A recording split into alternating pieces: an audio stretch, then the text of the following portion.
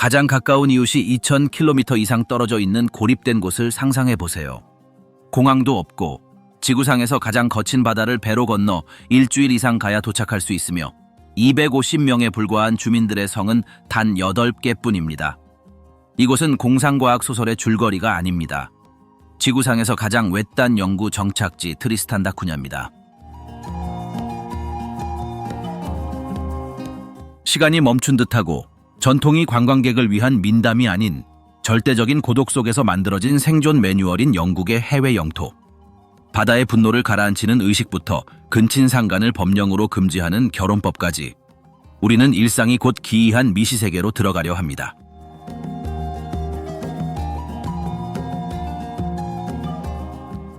지구상에서 가장 외딴 곳, 세상의 끝에 있는 섬에 오신 것을 환영합니다. 트리스탄 다 쿠냐에 도착하려면 먼저 바다를 정복해야 합니다. 민간 항공편도 활주로도 없습니다. 남아프리카 공화국 케이프타운에서 매년 몇 차례 운항하는 아굴라스 2호라는 배 한 척만 있습니다. 이 여정은 건물만 한 크기의 잔혹한 폭풍과 파도로 유명한 남대서양을 가로지르는 일주일간의 대장정입니다. 이곳의 바다는 길이 아니라 수세기 동안 섬의 고독을 지켜온 거침없는 수호자이자 장벽입니다. 이 여정에 나선 소수의 모험가들은 난간에 매달려 어지러운 나날을 보내며 배의 뱃머리가 회녹색 바닷물의 심연으로 뛰어들었다가 소금기와 위협으로 가득 찬 하늘로 솟아오르는 모습을 지켜봅니다. 트리스탄 다 쿠냐로 가는 여정이 아니라 그곳까지의 여정에서 살아남는 것입니다. 그리고 7째 되는 날, 안개 속에서 바다가 모습을 드러냅니다. 이곳은 야자수와 백사장이 있는 열대 낙원이 아닙니다. 바다 깊은 곳에서 솟아오른 화산암 요새입니다. 해발 2060m에 종종 구름에 가려지는 퀸 메리 피크는 위풍당당하게 풍경을 압도합니다. 검고 가파른 절벽은 끊임없이 밀려오는 파도에 부딪혀 하얀 거품을 터뜨립니다. 자연 항구는 없습니다.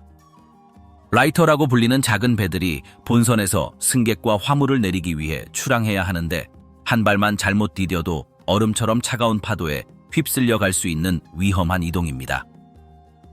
가장 외로운 섬에 대한 환영은 자연이 이곳을 지배한다는 사실을 생생하게 일깨워줍니다. 육지에 도착하자마자 비현실적인 느낌이 더욱 강해집니다. 7대양의 유일한 마을인 에든버러, 모두가 이곳을 정착지라고 부르지만 는 끊임없이 칙칙한 날씨에 맞서기 위해 밝은 색으로 칠해진 몇 채의 낮고 나무와 벽돌로 지어진 오두막들입니다. 포장도로도 신호등도 식당도 없습니다. 가장 큰 소리는 교통소음이 아니라 끊임없이 으르렁거리는 바람소리와 절벽에 둥지를 튼 수백만 마리의 바다새, 알바트로스, 바다제비, 펭귄의 울음소리입니다. 공기에는 초석, 축축한 흙, 굴뚝 연기 냄새가 납니다. 삶의 리듬은 시계나 일기가 아니라 조수, 날씨, 그리고 바닷가재 낚시 일정에 의해 좌우됩니다. 인구가 너무 적어 모두가 서로에 대해 모든 것을 알고 있습니다. 클래스, 그린, 헤이건, 라바렐로, 레페토, 로저스, 스웨인, 패터슨이라는 8개의 성이 반복되면서 모두가 서로의 사촌, 삼촌, 조카처럼 복잡한 가족관계가 형성됩니다. 마치 지리적인 이유로 시간 속에 고립된 19세기 마을에 있는 듯한 느낌입니다. 범죄는 없습니다. 집문은 잠겨있지 않습니다. 아이들은 감자밭과 유일한 성공회 교회 주변을 아무런 두려움 없이 자유롭게 뛰어다닙니다. 위험은 인간적인 것이 아니기에 신뢰는 절대적입니다. 허리케인, 화산 폭발 또는 섬의 작은 병원에서 유일한 의사에게 치료받을 수 없는 질병과 같은 위험이 닥쳐옵니다. 이러한 극심한 고립은 빅토리아 시대 영국 문화와 순전히 필요에 의해 형성된 독특한 정체성이 뒤섞인 독특한 사회를 만들어냈습니다. 그들은 학교와 행정사무실에 여왕의 초상화가 걸려있는 충성스러운 영국 시민이지만 그들의 진정한 충성심은 섬과 이웃들에게 있습니다. 그들은 독특한 억양, 고풍스럽게 들리는 영어 방언을 만들어냈고 현대사회에서는 잊혀진 단어들이 흩뿌려져 있으며 19세기 남아프리카와 영국을 떠올리게 하는 억양을 지녔습니다. 이곳에서 산다는 것은 공동체에 대한 완전한 의존과 자연의 변덕에 대한 절대적인 복종을 받아들이는 것입니다. 사생활이라는 개념은 거의 존재하지 않습니다. 한 사람의 삶은 타인에게 열린 책과 같습니다. 하지만 그 대가로 깊은 소속감을 얻게 되어 해외 유학이나 치료를 위해 떠나는 대부분의 섬 주민들은 극심한 향수병, 즉 그들이 고향이라고 부르는 바다 한가운데 외딴 바위에 대한 육체적 그리움을 느낍니다. 그들은 바람소리, 난로에서 타는 잔디 냄새, 그리고 무슨 일이 있어도 온 공동체가 자신들을 지지해 줄 것이라는 확신을 그리워합니다.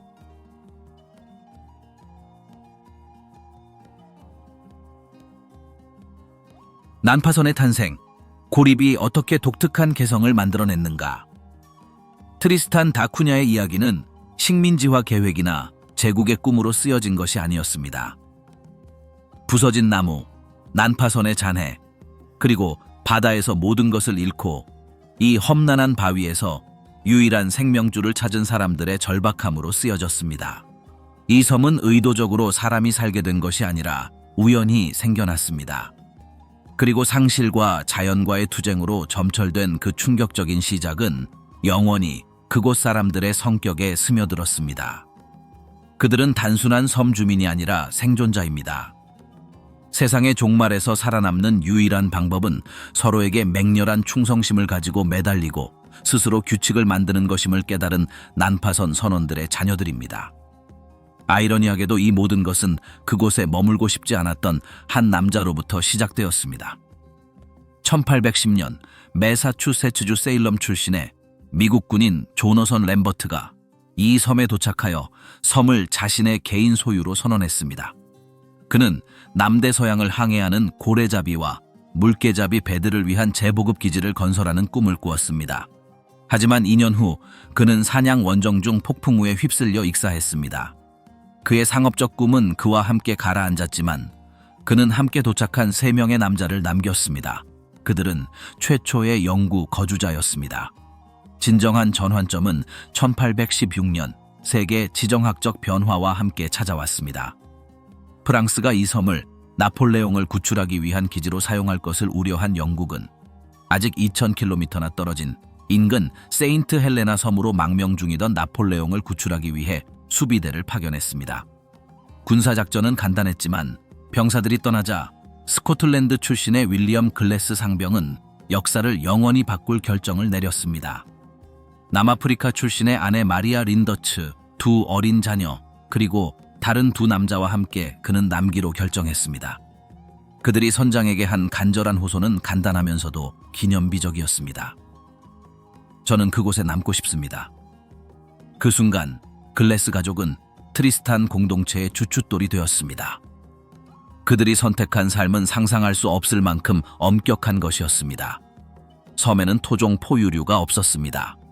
과실나무도 잘 자라는 농작물도 없었습니다. 그들의 식단은 오로지 사냥하고 채집할 수 있는 것에 달려 있었습니다. 물가에 펭귄의 알, 그리고 먹을 수 있다고 판단한 뿌리와 약초들 뿐이었습니다. 겨울은 길고 어둡고 매서웠으며 남극에서 바로 불어오는 듯한 바람이 매섭게 몰아쳤습니다.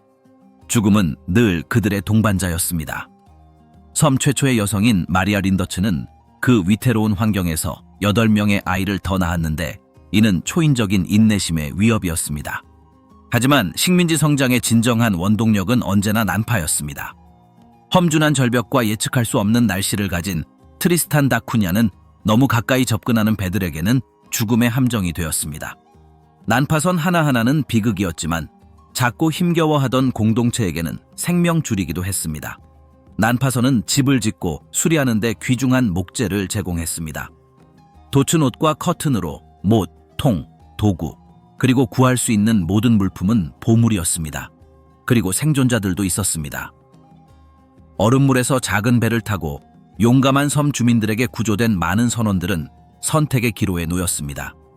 지나가는 배가 자신들을 문명 세계로 데려다 줄 때까지 몇 달 또는 몇 년을 기다릴 것인지, 아니면 바위 위에 남아 새로운 삶을 개척할 것인지.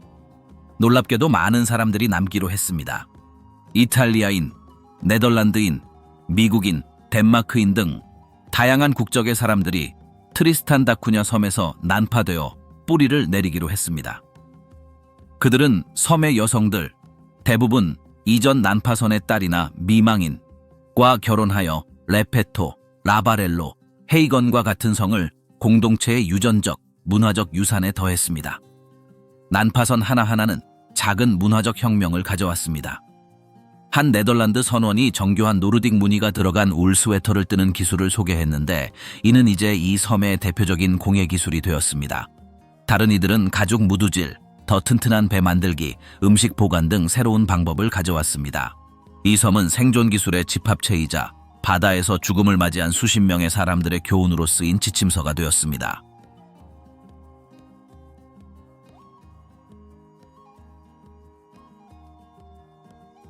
여덟 개의 성씨, 결혼, 가족, 그리고 필연적인 사회공학 대부분의 세계에서 사랑과 결혼은 개인적인 문제, 두 사람 사이의 사적인 여정으로 여겨집니다. 트리스탄 다 쿠냐에서 결혼은 국가의 문제입니다. 생존 방정식이자 바위 속에서 뛰는 250개의 심장이 멈추지 않도록 막기 위한 냉정하고도 필연적인 계산입니다. 한 동네만큼이나 작은 유전자 풀에 단 8개의 성씨만 유통되는 상황에서 모든 로맨스, 모든 청혼은 공동체 전체가 관찰하고 분석하며 궁극적으로 지휘합니다. 이곳에서는 심장의 자문위원회가 있으며 그들의 주된 관심사는 행복이 아니라 부족의 영속성입니다. 트리스탄 다 쿠냐의 가장 기이한 전통은 춤이나 축제가 아닙니다. 누가 누구와 잠자리를 같이 할지에 대한 꼼꼼하고 때로는 무자비한 통제입니다. 그 계산은 간단하면서도 끔찍합니다.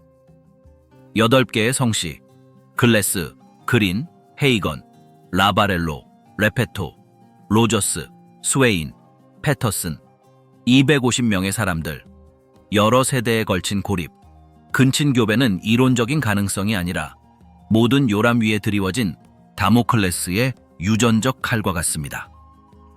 부모 모두가 동일한 결함 유전자를 보유해야 하는 열성 유전 질환은 이 섬을 완벽한 번식지로 만듭니다. 천식, 특정 선천성 심장병, 그리고 다른 문제들은 오랫동안 가족들을 괴롭혀왔으며 이는 외로움의 생물학적 대가를 말없이 상기시켜줍니다. 이를 해결하기 위해 섬 주민들은 기발하면서도 매우 개입적인 중매 시스템을 개발했습니다. 데이팅 앱은 없고 정기적인 데이트조차 없습니다. 구애는 가족의 연장자와 가장의 엄격한 감독하에 이루어지는 공동의 일입니다. 모두가 누가 누구와 가장 먼 친척인지 알고 있습니다.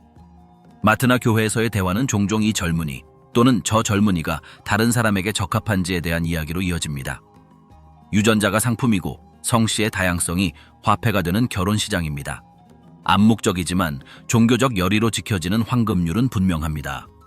절대 같은 성을 가진 사람과 결혼하지 마십시오. 유리잔끼리 서로 유리잔을 주고받는 행위는 엄격히 금지되어 있습니다. 하지만 사회공학은 훨씬 더 광범위합니다. 젊은이들은 상대적으로 덜 대표되는 성씨나 최근 세대에서 가족 간의 유대감이 적었던 성씨에서 배우자를 찾도록 적극적으로 권장되고 때로는 압력을 받기도 합니다. 이는 유전자 풀을 새롭게 하려는 의도적인 전략입니다. 한 세대의 그린 가문과 로저 가문 사이에 많은 결혼이 있었다면 공동체는 다른 유사한 결혼을 미묘하게 방해하여 젊은이들을 헤이건 가문이나 라바렐로 가문으로 이끌 수도 있습니다. 이는 결혼을 전략적 거래로 만듭니다. 젊은이가 여성을 눈여겨보는 것은 단순히 잠재적인 배우자를 보는 것이 아니라 자신의 성과 다른 유전자 패키지인 성을, 미래 자녀의 건강을, 더 나아가 공동체 전체의 건강을 강화할 기회로 여깁니다. 섬 밖에서 이해되는 낭만적인 사랑은 종종 이러한 원초적인 생물학적 욕구에 종속된 사치에 불과합니다. 애정과 존중은 결혼 후에 자라나야 한다는 기대를 받는데 이는 현실적인 도전을 위한 현실적인 타협입니다. 결혼과 출산에 대한 압력은 엄청납니다. 오랜 독신 생활은 연민과 걱정의 대상이 됩니다. 독신 성인은 공동체에 대한 가장 기본적인 의무, 즉 건강한 새 구성원을 만드는 데 실패하고 있습니다. 대가족은 종교적 교리 때문이 아니라 순전히 인구 통계학적 전략의 일환으로 일반적인 형태입니다. 새로운 아이는 미래에 대한 신뢰의 표시이며 운이 좋으면 유전적 다양성을 가져올 수 있는 소중한 성씨의 새로운 조합입니다. 이 무대에서 조부모와 연장자의 역할은 매우 중요합니다. 그들은 섬의 혈통을 보여주는 살아있는 기록 보관소입니다. 그들은 대대로 누가 누구와 결혼했는지 기억하며 가장 미약한 혈연 관계를 파악할 수 있습니다. 그들의 암묵적인 찬성 또는 반대는 싹트는 로맨스의 온도를 조절하는 온도 조절 장치입니다. 그들은 사촌이지만 그의 증조부모는 그녀의 증조부모와 관련이 있어요 라는 속삭임 하나만으로도 낭만적인 관심이 식어버릴 수 있습니다.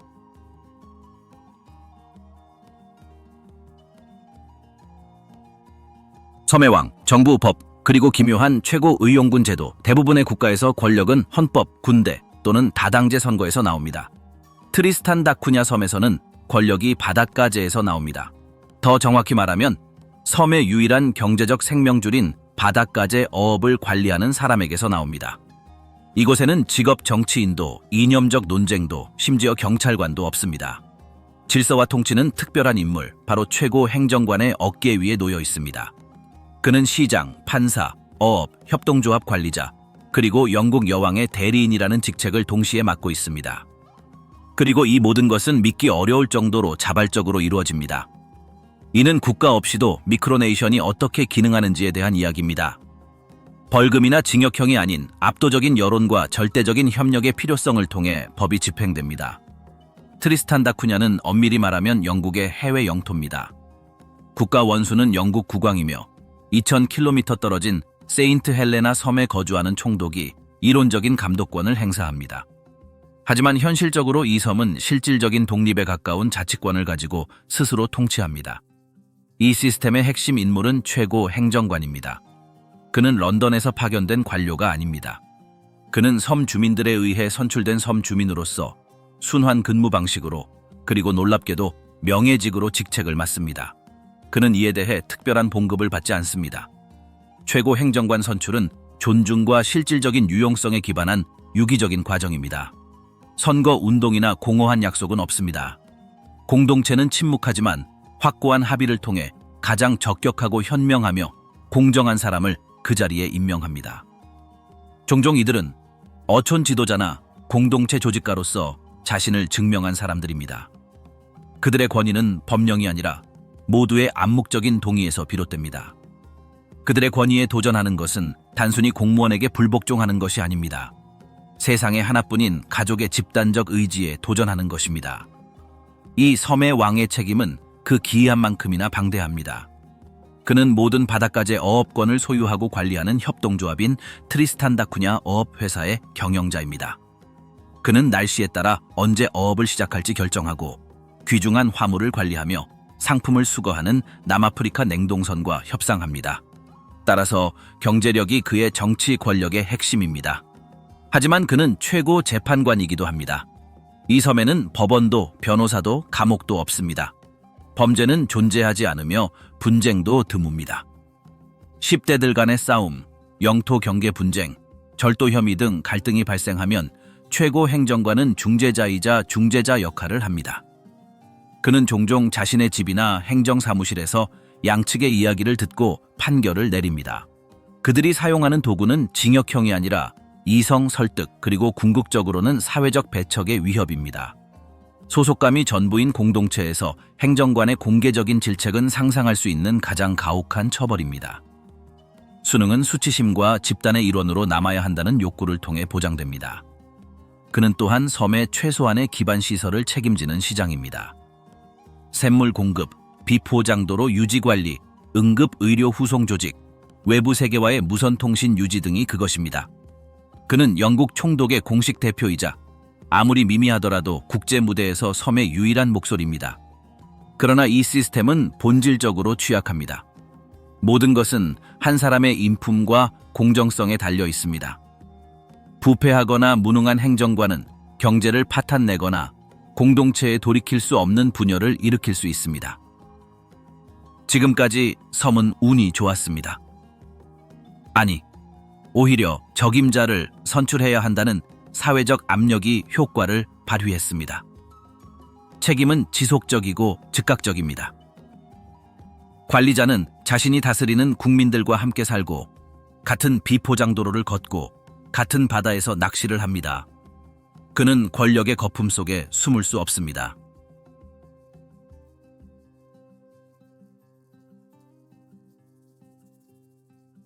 랍스터 경제, 독점, 물물 교환, 그리고 무현금 물물 교환. 대부분의 국가에서 경제는 주식 거래소, 다양한 산업, 인플레이션, 수입, 수출 등 복잡한 유기체입니다. 트리스탄 다쿠냐 섬의 경제는 뼈대만 남은 동물과 같습니다. 꼼꼼하게 관리되는 단 하나의 상품이 전체 공동체를 지탱하고 물질적 삶의 모든 측면을 정의합니다. 바로 트리스탄 다쿠냐 랍스터 또는 자수스 트리스탄이라고 불리는 이 심해 갑각류가 일본과 미국 시장에서 별미로 여겨집니다. 이곳에는 다각화도 위험한 투자도 없습니다. 계획과 협동조합, 그리고 존중하는 마음으로 대하면 바다가 계속해서 풍요를 가져다 줄 것이라는 확고한 믿음이 있습니다. 이는 현금이 거의 무의미하고 물물 교환과 공평한 분배가 최고의 법칙인 소규모 계획 경제의 이야기입니다. 이 모든 것은 트리스탄 다쿠냐 어업 회사에서 시작해서 끝납니다. 이 회사는 개인 기업이 아니라 모든 섬 주민이 소유한 협동조합입니다. 이곳은 공동체의 경제적 심장이자 위대한 평등자입니다. 이 회사는 바닷가재 어업과 유통에 대한 절대적인 독점권을 가지고 있습니다. 어선, 바닷가재를 조리하고 냉동하는 가공 공장, 그리고 1년에 몇 차례 섬을 방문하는 냉장선과의 협상을 관리합니다. 이러한 독점은 제약이 아니라 생명줄과 같습니다. 섬의 유일한 귀중한 자원으로부터 모두가 평등하게 혜택을 누릴 수 있도록 보장하고 공동체를 분열시킬 수 있는 내부 경쟁을 방지합니다. 바닷가재 공장의 일은 연중 일정의 중심축입니다. 섬의 노동자들은 어선과 가공 공장에서 교대로 일하며 모든 사람이 수입에 접근할 수 있도록 순환 근무제를 시행합니다. 전통적인 의미의 상사는 없습니다. 교대 근무를 관리하는 감독, 종종 직접 최고 관리자를 두는 사람이 있습니다. 작업은 힘들고 춥고 위험합니다. 배는 험난한 바다를 항해하고 바닷가재 가공은 강도 높은 육체 노동입니다. 하지만 이는 숨 쉬는 것처럼 자연스러운 공동체의 의무입니다. 바닷가재 판매로 창출된 부는 현금 봉투에 담겨 분배되지 않습니다. 협동조합 계좌로 입금되어 섬에서 자체적으로 생산할 수 없는 필수품 구매에 사용됩니다.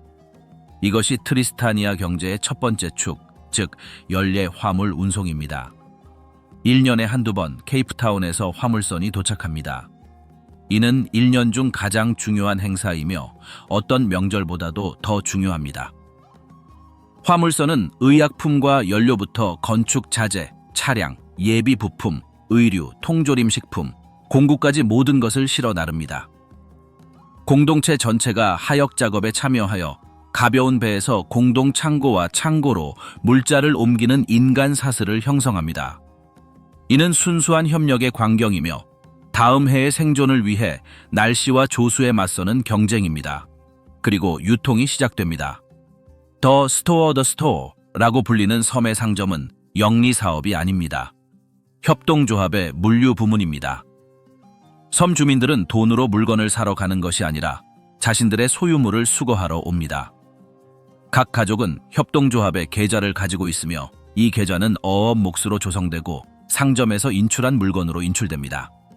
현금은 거의 필요 없으며 해외여행을 가거나 서로 중고품을 사러 가는 소수에게만 유용합니다. 물물 교환은 흔한 일입니다. 계란 12개는 이발료, 랍스터 1마리는 지붕 수리료로 교환합니다. 경제의 두 번째 축은 통제된 자급자족입니다. 화물로 들어오는 것 외에도 섬은 스스로 생산할 수 있는 것을 생산합니다. 각 가족은 기본 작물인 감자밭을 가지고 있습니다. 계란과 고기를 얻기 위해 닭을 키우고 젖소도 몇 마리 키웁니다. 오늘날에는 흔하지 않지만 물가의 사냥과 펭귄 알 채취는 여전히 전승되고 연습되는 기술로 난파선 시대의 흔적이 안전망 역할을 합니다. 이러한 시스템은 놀라울 정도로 평등한 사회를 만듭니다. 극빈층이나 극빈층은 없습니다. 모든 사람이 비슷한 집을 가지고 비슷한 음식을 먹고 같은 자원에 접근할 수 있습니다. 개인적인 물질적 야망은 눈 감아줍니다. 개인의 부를 축적하는 것은 이기적인 것으로 여겨지는데 이는 모든 사람이 공동의 노력으로부터 동등하게 이익을 얻어야 한다는 원칙에 위배되기 때문입니다. 성공은 소유물이 아니라 공동체의 존중과 유용한 일을 수행할 수 있는 능력으로 측정됩니다.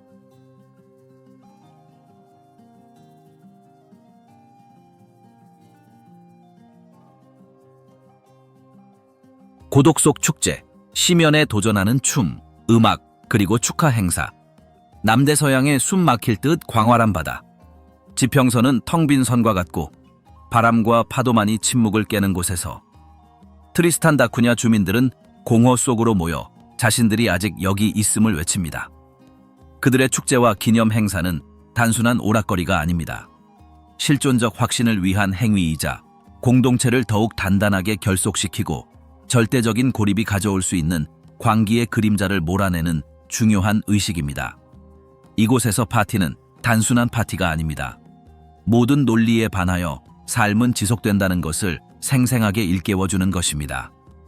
세상이 끝나는 곳에서 인간의 회복력을 보여주는 소리입니다. 이 섬의 축제 일정은 영국에서 들여온 전통, 독특한 변형, 그리고 축하할 무언가가 절실히 필요해서 만들어진 축하 행사가 독특하게 어우러져 있습니다. 의심할 여지 없이 1년 중 가장 중요한 행사는 8월 첫째 월요일에 열리는 동창회의 날 또는 자원봉사의 날입니다. 이날은 1961년 화산 폭발로 2년간 영국에서 피난 생활을 해야만 했던 강제 이주 이후 섬 주민들이 귀환한 것을 기념하는 날입니다. 외부 세계에 이는 흥미로운 뉴스거리였지만 트리스탄 사람들에게는 세상을 거의 끝장낼 뻔한 근본적인 트라우마였습니다. 소음, 정신없는 속도, 그리고 무감각함으로 가득 찬 영국에서의 경험은 많은 사람들에게 결코 회복할 수 없는 문화적 충격이었습니다. 그들은 외로운 반석을 그리워했습니다. 자원봉사자의 날은 이주가 아니라 귀환을 기념하는 날입니다. 깊은 감사와 침통한 기쁨의 날입니다. 온 공동체가 모여 공동 만찬을 열고 망명 생활에서 그리워했던 별미인 구운 바닷가재를 대접합니다. 교회에서는 찬송가가 불리고 시가 낭송되며 원로들은 견딜 수 없었던 향수병에 시달렸던 그 시절의 이야기를 들려줍니다. 아무리 힘들더라도 고향은 무엇과도 바꿀 수 없다는 것을 기억하는 의식이자 회복력의 축제입니다. 하지만 모든 것이 역사적인 슬픔으로만 가득하지는 않습니다. 11월 5일 가이 포크스의 밤은 아마도 시각적으로 가장 눈에 띄는 축제일 것입니다. 영국에서는 의회 폭파 시도가 실패했을 때 불꽃놀이와 모닥불로 기념합니다. 트리스탄 다쿠냐에서는 순전히 실용적인 필요에 의해 변형된 이 행사가 불과 폭발을 볼 수 있는 몇 안 되는 기회 중 하나가 됩니다. 이곳에는 나무가 없기 때문에 모닥불은 낡은 포장 상자, 난파선 목재 조각, 그리고 한 해 동안 축적된 가연성 물질로 만들어집니다. 별이 빛나는 남쪽 하늘 아래 맹렬하게 타오르는 혼란스럽고 덧없는 장작더미와 같으며 주변의 어둠에 대한 원시적이고 희미한 저항입니다. 음악은 이 축제의 심장부입니다. 전문 밴드도 복잡한 음향 장비도 없습니다. 음악은 손에 닿는 것, 즉 낡은 기타, 습기에 음이 흐트러진 바이올린, 그리고 무엇보다도 목소리에서 탄생합니다. 트리스탄 축제의 특징적인 소리는 화음, 대대로 전해지는 노래, 성공회 찬송가, 19세기 영국 바다 발라드, 그리고 난파선 선원들이 가져온 민요가 어우러진 것입니다. 춤 역시 즉흥적이면서도 활기 넘칩니다. 마을 회관에서는 테이블을 한쪽으로 치우고 댄스 플로어를 만들어 아이부터 노인까지 모두가 함께 즐길 수 있도록 합니다. 춤은 단순히 사람들을 감동시키기 위한 것이 아니라 주변 사람들의 온기를 느끼고 공동체의 유대감을 재확인하기 위한 것입니다. 크리스마스와 새해는 이처럼 소박한 곳에서도 놀라울 정도로 강렬한 분위기로 기념됩니다. 크리스마스 트리가 없는 대신 알바트로스 깃털, 조개 껍데기, 화물선에서 나온 천 조각으로 만든 기발한 수제 장식이 그 자리를 채웁니다. 선물은 소박하고 거의 항상 실용적입니다. 손으로 뜬 스웨터, 나무로 조각한 도구, 20명의 손을 거친 헌책 등이 그 예입니다. 크리스마스 만찬은 공동체의 노력이며 저장된 식량 중 가장 좋은 것을 나누는 또 하나의 잔치입니다. 새해 전야는 아마도 가장 감동적인 순간일 것입니다. 공동체는 바다가 내려다 보이는 가장 높은 언덕에 모여 자정을 기다립니다. 불꽃놀이는 없습니다. 대신 그들은 횃불을 밝히고 함께 노래합니다. 그들의 목소리는 바다의 굉음 위로 울려 퍼집니다. 새해를 맞이할 뿐만 아니라 바위 요새에서 함께 지내온 또 한 해를 맞이합니다.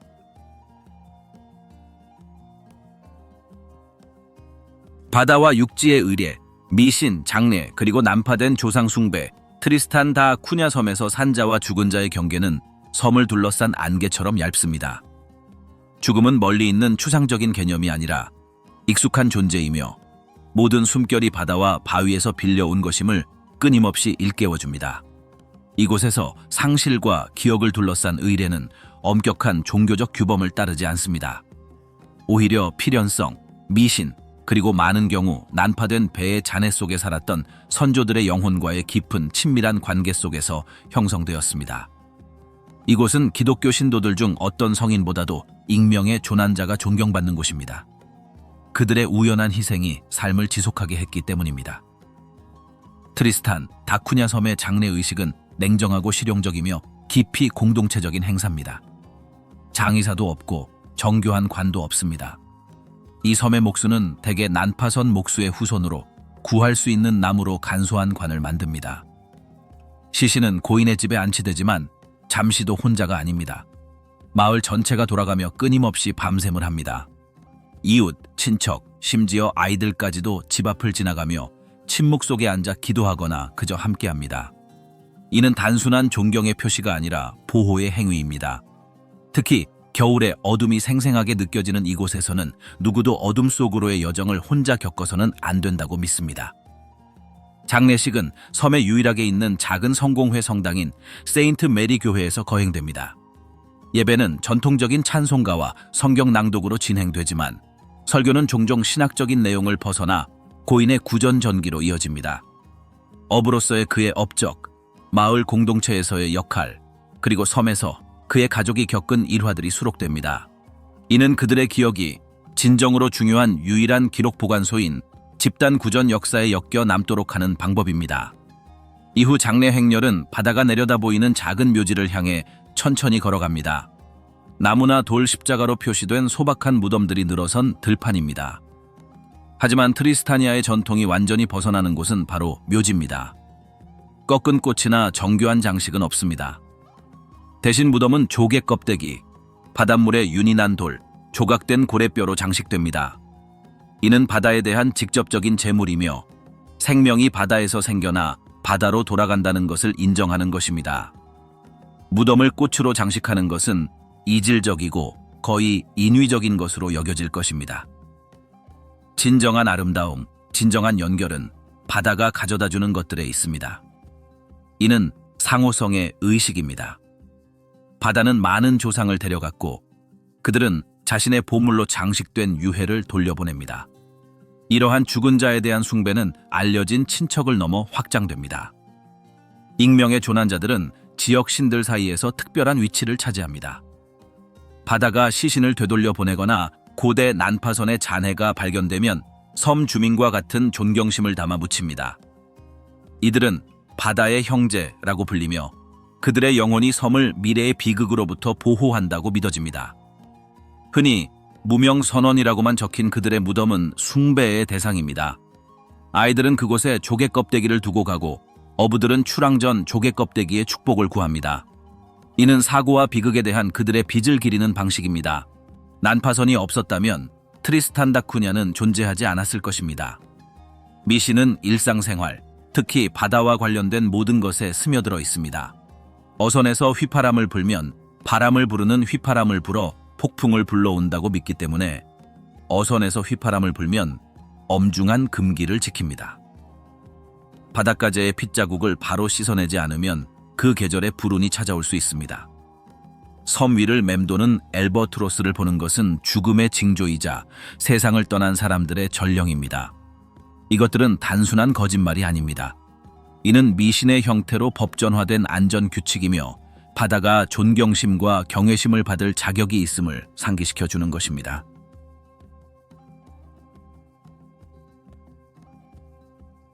침묵의 마지막 경계 트리스탄 다 쿠냐에는 방문객 안내서에 기록되지 않은 섬 주민들이 거의 언급하지 않지만 누구나 알고 있는 전통이 있습니다.